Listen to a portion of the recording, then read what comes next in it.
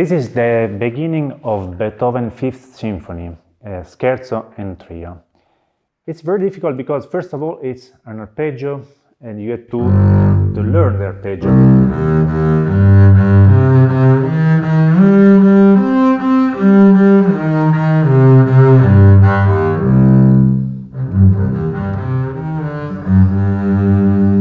And then you have to make the legato in pianissimo in 4 strings.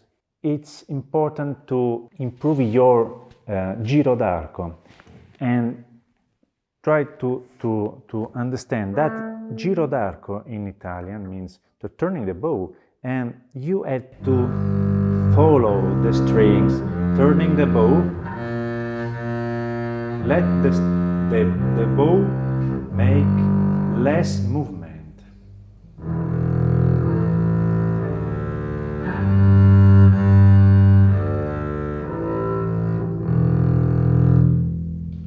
If you don't do this, the result is this.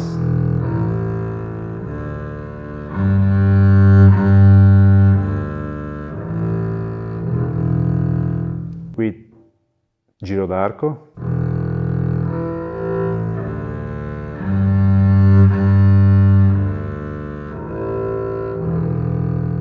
So.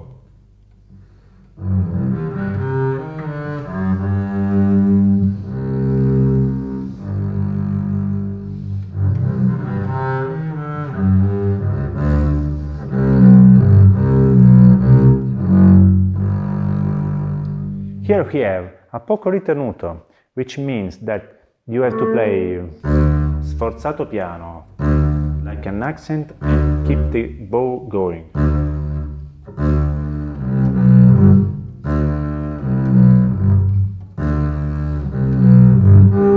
One, two, three, four. So again. The 1, 2, 3. And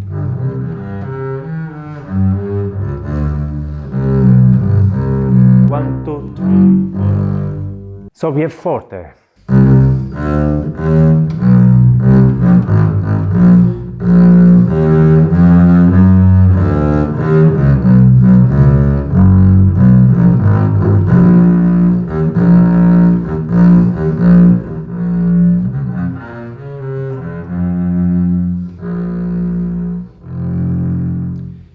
In this passage we have sforzato in forte, and we have both in down bow and up bow.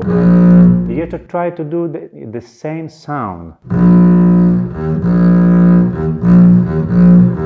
And then without accent, so. 1, 2, 3.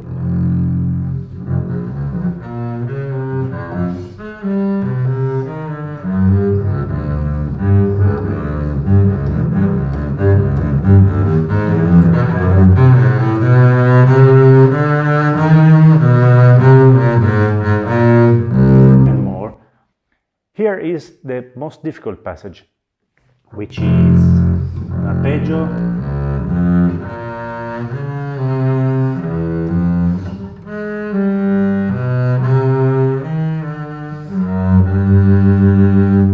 often we are scared about this, but it works.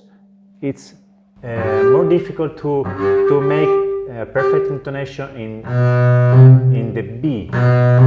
So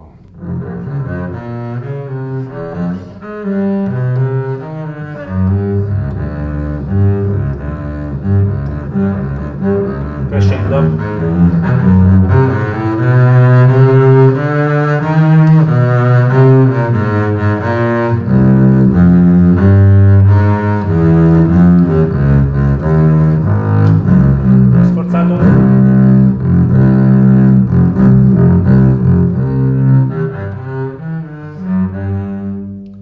And then we have the trio. One of the most common mistakes is to take 2 different tempo. one for the scherzo, maybe, and then another one for the trio. So think about the tempo you want, and think about that is the same tempo in the scherzo and the trio. So if you want to play, you have to play on ta ta ta ta. So you can play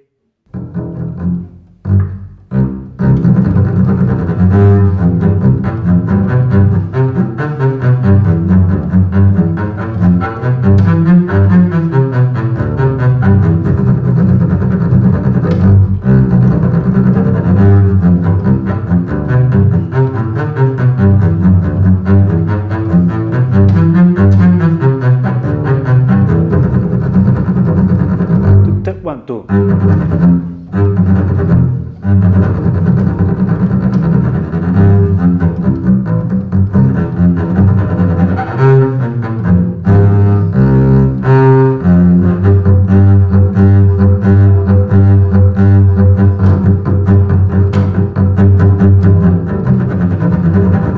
One, two.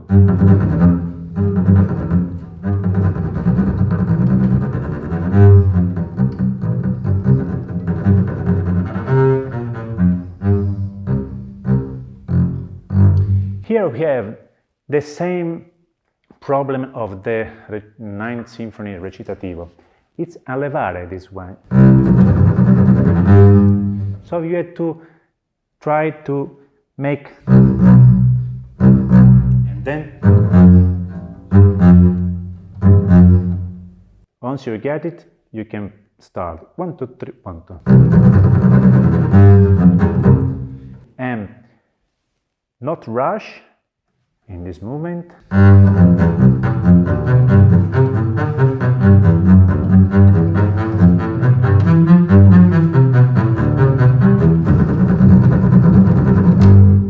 On the second time, we have different. 1, 2. I prefer to stay in second string and third string instead of second string, because we have the right rhythm instead of this common mistake. So 1, 2, 3, 1, 2.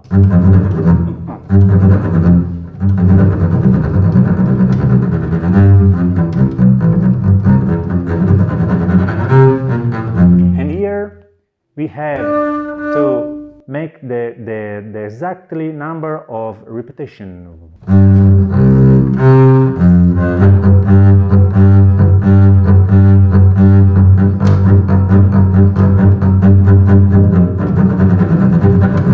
One, two, three. Diminuendo, piano. More piano.